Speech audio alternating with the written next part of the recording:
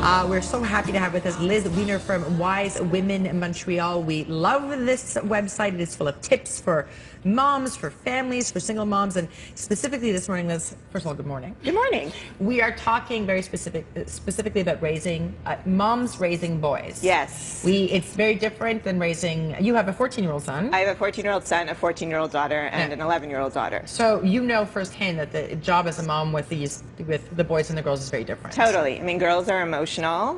They're quick to react, a little more intuitive.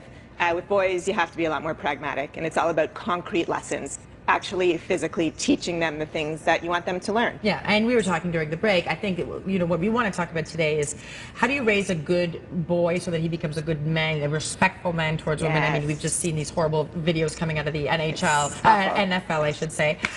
Ray Rice, the football player. So talk to me a little bit about, as a mom, what is your biggest fear when you look at your son? Well, you want your kids to be good people at the end of the day. We were just talking about this. That's the most important thing for me, is that people acknowledge my kids as good people. And with sons, as with daughters, but with sons, you have to teach them these concrete lessons. So start with the practical things. I mean, teach them how to do things in the house. So teach your son how to cook. I mean, my son is in the kitchen all the time. Doesn't always clean up, but is in the kitchen. Teach them how to do laundry. I mean, these are practical things. And you're playing on gender roles too, traditional. Step outside of the box, right? You know, my husband and I were talking about this last night, but there was a time when he asked me which was the washer and which was the dryer. Okay. You don't want to repeat that with your kids. So teach your son those things. Yeah.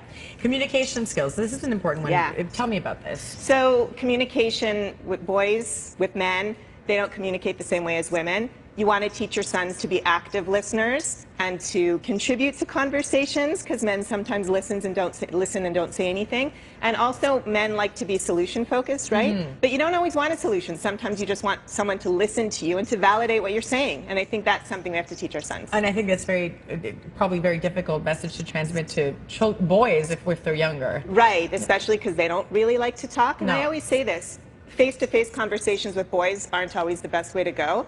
But having a discussion in the car, when you're sitting side by side. So mom and son on the way to somewhere. Mom and son on the way to somewhere. And this just happened with my son and I last night. We had this awesome conversation on the way back from a music lesson. So trick them into having a conversation. Exactly. It's all about tricking them.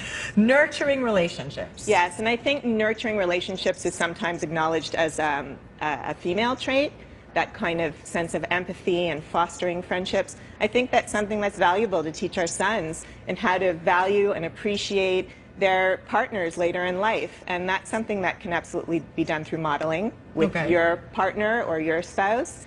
Teach them how to talk to, by speaking to your own spouse, they'll learn how to speak to their own partners later in life. Yeah, also, you have practical household skills. We talked about this. This is the laundry, this is the reversal, the reversal of the roles. Yes. And respecting your partner. So again, the